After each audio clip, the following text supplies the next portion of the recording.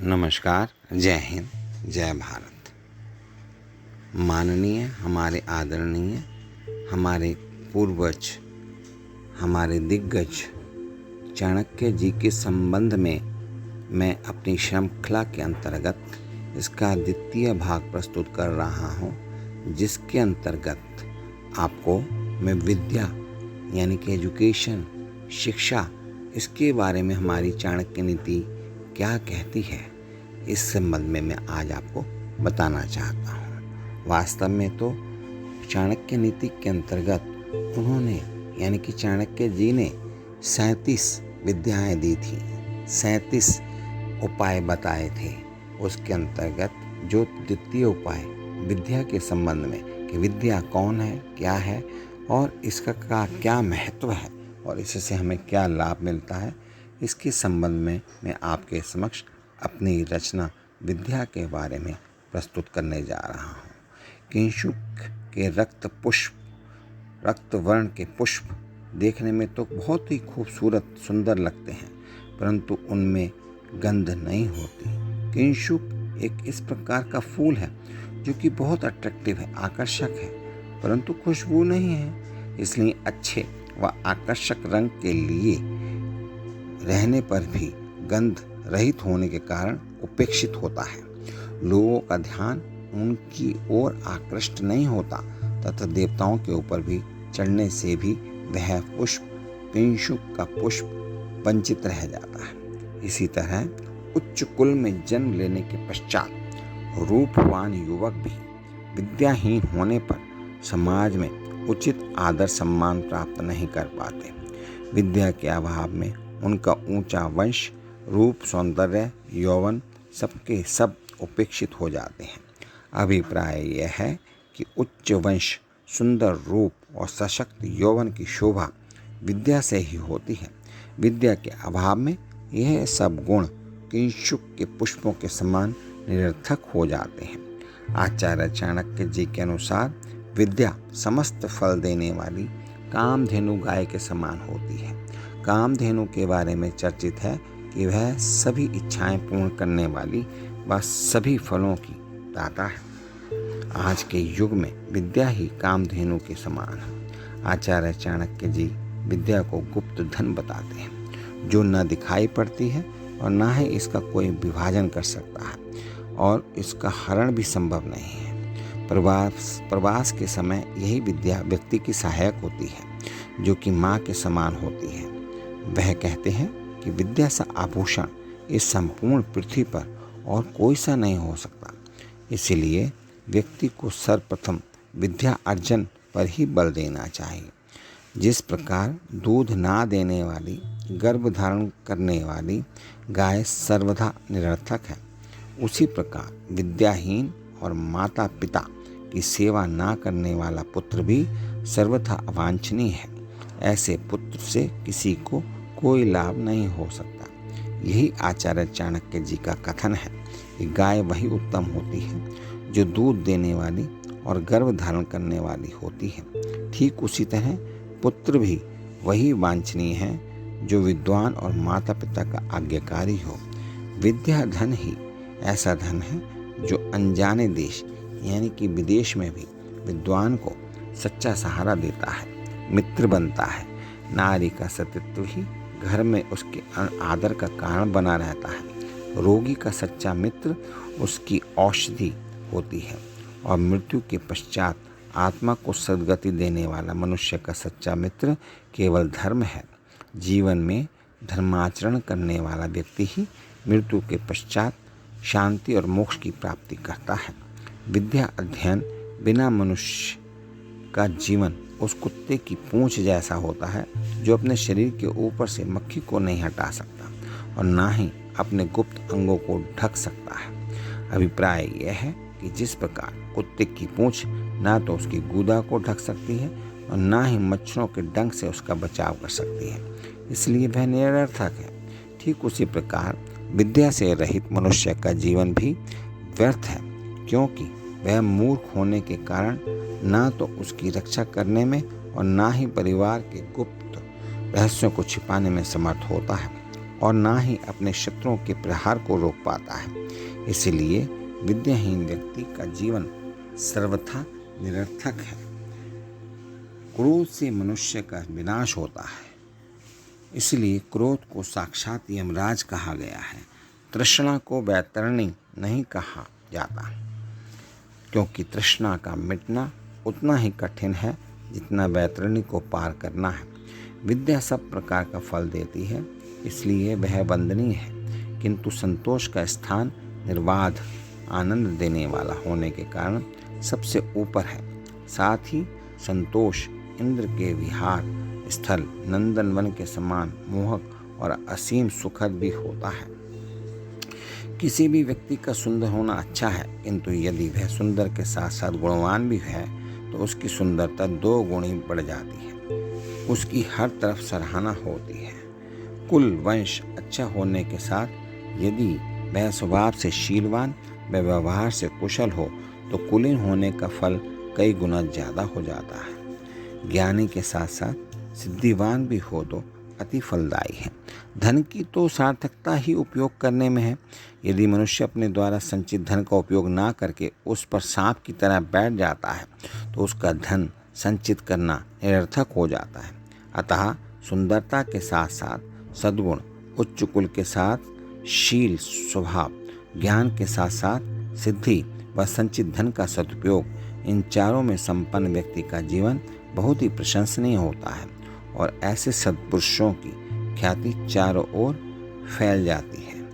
उच्च कुल व धनी घराने में पैदा होकर भी विद्याहीन व्यक्ति से किसी को क्या लाभ हो सकता है? सत्य तो यह है कि छोटे कुल में उत्पन्न व्यक्ति यदि विद्वान है तो वह अपनी विद्वता द्वारा, अपने ज्ञान द्वारा अन्य व्यक्तियों को लाभ पहुंचाते हुए देवताओं द्वारा भी पूजित हो सकता है। इसका अर्थ यह है कि महत्व विद्या का है, वंश का नहीं। विद्या संपन्न व्यक्ति ही वांछित है। इस संसार में विद्वान का आदर हर जगह है, सब जगह है, सर्वत्र होता है। विद्वान की ही चहुं ओर पूजा होती है। संसार में यश भी चारों ओर से प्राप्त होता है। अतः विद्या द्वारा ज्ञान प्राप्त करने में व्यक्ति को कभी प्रमाद नहीं करना चाहिए। वस्तुतः विद्या से संसार की सभी वस्तुएं, सुख, वैभव, ऐश्वर्य, वैभवशाली जीवन प्राप्त हो सकता है। अतः विद्या ही वांछनीय है। मांस खाने वाले की प्रवृत्ति हिंसात्मक होती है, उससे पृथ्वीलोक के निवासी भयभीत हो जाते हैं। शराब पीने वालों से व अशिक्षित लोगों से भी हमारे समाज के सत्पुरुष दूर ही रहना पसंद करते हैं। ऐसे मनुष्य शक्ल सूरत से ही मनुष्य दिखते हैं, अन्यथा उनकी गणना हिंसक प्रवृत्ति के पशुओं में ही होती है। अभिप्राय ये है कि मांस खाने वाले, शराब पीने वाले व निरक्षर, कालाक्षर भैंस बराबर वाले मूर्ख व्यक्ति पृथ्वी पर भार के समान ही होते हैं। ऐसे मानवीय गुणों से रहित यदि उपरोक्त तीनों गुण किसी व्यक्ति में एक साथ हों तो उसका जीवन भी मृत्यु के समान है। जिस किसी के पास विद्या रूपी धन है तो उसे सभी धन प्राप्त होते हैं। सभी धनों में विद्या रूपी धन ही सबसे बड़ा धन है। यदि धनवान होते हुए भी किसी के पास विद्या रूपी धन नहीं है तो उसे दीन समझना चाहिए। जो मनुष्य धन से तो दरिद्र है लेकिन विद्या उसके पास है तो उसे दीन नहीं समझना चाहिए। अभिप्राय यह है कि तुच्छता और दरिद्रता का आधार धनहीनता न होकर विद्याहीनता है। अतः हर मनुष्य को धन की अपेक्षा विद्या प्राप्ति के लिए ही प्रयत्नशील होना चाहिए, क्योंकि विद्याहीन व्यक्ति धन को भी खो बैठता है, जबकि विद्वान अपनी विद्या की शक्ति से पर्याप्त धन एकत्रित कर लेता है।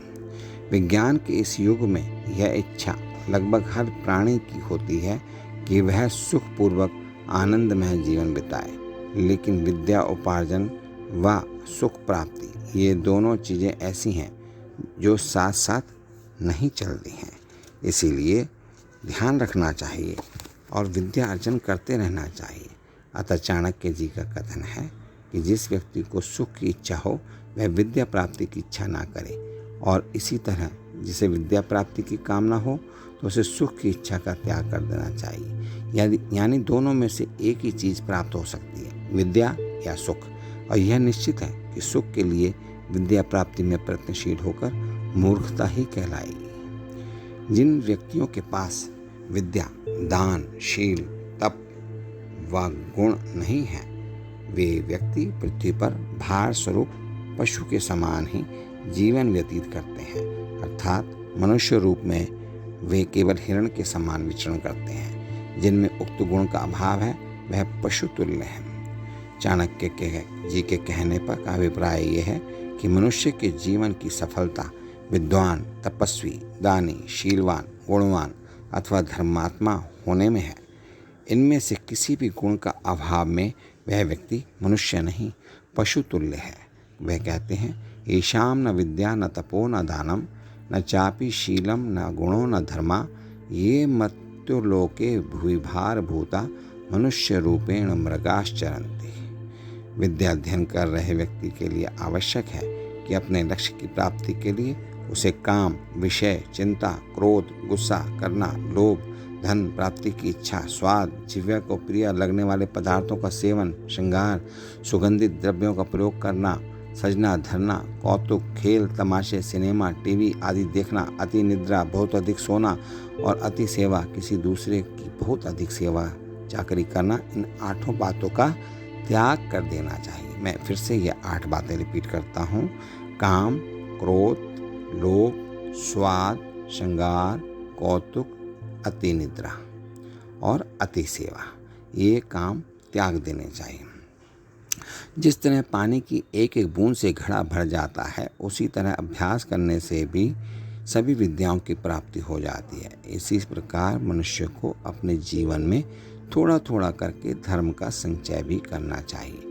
कहने का अर्थ यह है कि एक एक बूंद पानी गिरने से घड़ा, एक एक अक्षर प्रतिदिन पढ़ने से विद्वान, एक एक पैसा जोड़ने से धनवान तथा थोड़ा थोड़ा धर्मानुष्ठान, धर्म का कार्य करने से मनुष्य धार्मिक प्रवृत्ति का बन जाता है। अतः किसी भी चीज़ को थोड़ा समझकर उसकी उपेक्षा नहीं करनी चाहिए। धन संपत्ति पास होकर भी यदि वह दूसरों के पास पड़ी रहे और ऐन वक्त पर काम ना आए तो ऐसे धनवान होने का कोई लाभ नहीं है। इसी प्रकार पुस्तकों में लिखी विद्या भी किसी काम की नहीं है जब तक उसका सदुपयोग ना किया जाए। विद्या और धन का महत्व उसका सदुपयोग करने में है, संचय करने में नहीं है। अभिप्राय यह है कि पुस्तकों को पढ़कर काम चलाने वाला पंडित और दूसरों के पास अपना धन जमा करके उस पर निर्भर रहने वाला व्यक्ति अपने जीवन में समय पड़ने पर धोखा अवश्य खाते हैं। गुरु मनुष्य का सच्चा मार्गदर्शक होता है। बिना गुरु के कोई भी व्यक्ति अपने लक्ष्य को प्राप्त नहीं कर पाता। गुरु राह में आने वाले रहस्यों की विवेचना करके उन्हें सुलझा देता है। जो ज्ञान केवल पुस्तकें पढ़कर नहीं हो पाता, उस ज्ञान को व्यवहारिक ढंग से समझाने के लिए गुरु का मार्गदर्शन आवश्यक है। गुरु के मार्गदर्शन के अभाव में केवल किताबी ज्ञान प्राप्त करना ठीक वैसा ही होता है जैसे समाज में व्यभिचारिणी स्त्री का रहना। अर्थ यह है कि गुरु के द्वारा ज्ञान प्राप्त करने से ज्ञान में जो गहराई और निखार आता है वह स्वयं पुस्तकें पढ़ने से नहीं आता। इस प्रकार से हमारे चाणक्य नीति के अंतर्गत चाणक्य जी ने विभिन्न रूप विद्या के रूप बताए कि बिना विद्या के हम पशु के समान हैं। अगर हमारे पास धन है लेकिन विद्या नहीं है तो वो धन किसी काम का नहीं। इसी प्रकार से चाणक्य जी ने बताया कि यदि हमारे पास धन है और हमने किसी के पास रखा हुआ है और ज़रूरत पड़ने पर, आवश्यकता पड़ने पर वह धन हमारे काम नहीं आता तो वह धन भी हमारे किसी काम का नहीं है। उसी प्रकार से यदि हमारे अंदर विद्या है लेकिन वह हम किसी की भलाई के लिए उपयोग नहीं करते तो वह विद्या भी हमारे किसी काम की नहीं है। इसी प्रकार से चाणक्य जी ने जोर दिया है कि काम, क्रोध, लोभ, स्वाद, श्रृंगार और आपका कौतुक, अति निद्रा और अति सेवा को छोड़ देना चाहिए और गुरु रखने के लिए, अपना गुरु धारण करने के लिए चाणक्य जी जोर देते हैं और उसके लिए बताते हैं कि गुरु के मार्गदर्शन से ही हमारा जीवन सफल होता है। इसलिए हमें अपने गुरु मनुष्य का सच्चा मार्गदर्शन होता है। बिना गुरु के कोई भी व्यक्ति अपने लक्ष्य को प्राप्त नहीं कर पाता। इसीलिए हमें गुरु का आदर करते हुए, उसका आदर सत्कार करते हुए गुरु की शिक्षाओं पर चलना चाहिए। इन्हीं शब्दों के साथ मैं चाणक्य नीति के इस द्वितीय भाग को यहीं पर समाप्त करता हूँ। आप सभी के लिए शुभकामनाएं, मंगल कामनाएं करता हूँ। आप सभी का बहुत बहुत धन्यवाद। यदि आपको मेरी यह रचना अच्छी लगी तो मेरे चैनल को सब्सक्राइब कीजिए, ताकि मैं आपसे प्रेरणा लेकर और भी अच्छे अच्छे रचनाएं आपके समक्ष प्रस्तुत कर सकूं। नमस्कार, जय हिंद, जय भारत।